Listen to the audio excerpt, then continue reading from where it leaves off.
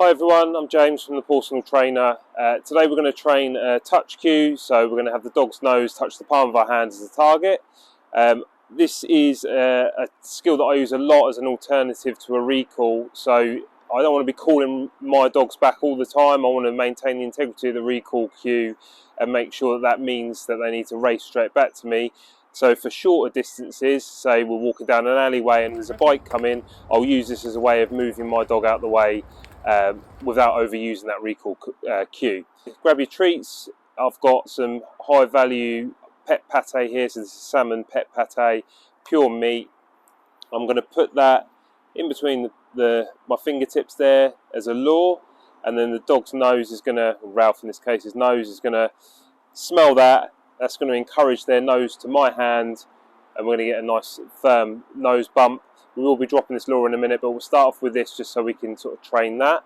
I'm going to be really conscious. I'm 6'3", Ralph isn't 6'3", so I'm going to be really conscious not to stand over him. I'm going to put my hand down to the side and then let him come to me. I'm not going to push my hand into him, I'm going to let him come to me, and that's going to encourage him to do this behaviour repeatedly and also make him see my hand as a good thing and a positive thing. So, Ralphie? Yes, good boy. It's got one repetition there. So I'll do the same thing. Treat him in the palm of the hand. Yes, good boy. Try to reward with the same hand that you're asking for the touch with. My clumsy hand in there meant that I sort of had to juggle it a bit, but if you can, get the same hand, because this is where I want to maintain his focus. I don't want him touching the palm of this hand and then looking at this hand for the reward. Yes, good boy. And we'll do one more just with the lure. Yes, good boy. Oh, and I've dropped it. Perfect. So we've got him moving to my hand with the lure. Your dog should get that pretty quickly. Dogs have super strong sense of smell.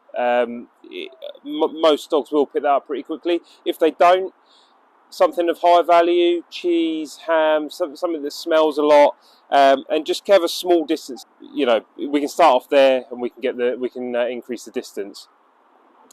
So now we've trained using a lure. We're now going to drop the lure and just train using the hand as the target.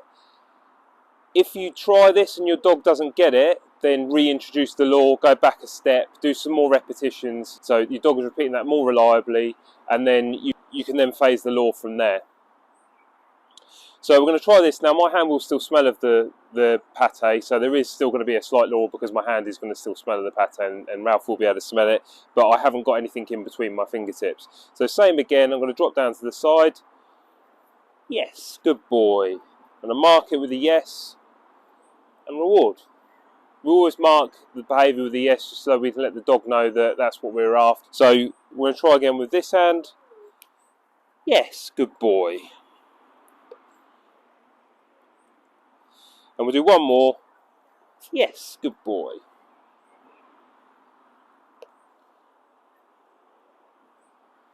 Perfect. So we're using a physical cue to ask for the touch behaviour. So Ralph can see my hand, and he knows, because we've used a lure and we've practiced some repetitions, that when my hand goes down like that, his nose bumps it, and I tell him yes, and he gets a reward. So what I would like to get is a verbal cue.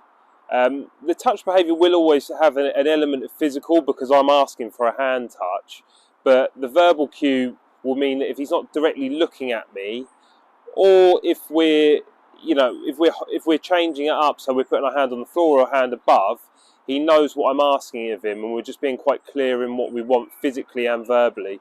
So the way I would do this, we've already got a repeatable behaviour, so I'm comfortable that he knows what it means, and we'll do yes, good boy. So he knows what I'm after when I put that physical cue. All I'm going to do is just put the verbal cue in front of it. So I'm just going to say touch. I'm going to put my physical cue down, and we're just going to practice some repetitions of that.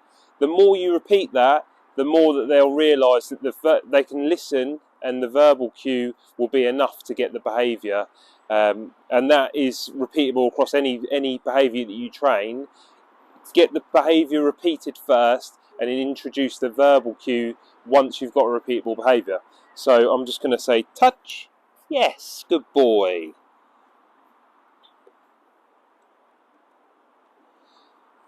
Ralphie, touch, yes, good boy. And we'll do one more. Ralphie, touch, yes, good boy. Now, as an enrichment activity, I sometimes like to play a little game with Ralph where I'll ask him for the cue, the touch cue, and then I'm going to actually throw the treat a little bit away from him, so he needs to go and find it. So I'm going to ask for a find it, he's going to go and find it, and then I'm going to ask him, when he's finished his treat, I'm going to ask him for another touch, and he's going to come back, and it's going to create a little bit of distance between me and him. So it gets his brain working, gets him moving around a little bit, and it can just act as a bit of a game for you to play with your dog. So, Ralphie, touch. Yes, good boy. Now, throw it away. Touch. Yes, good boy. Change it up and go that way. Ralphie, touch.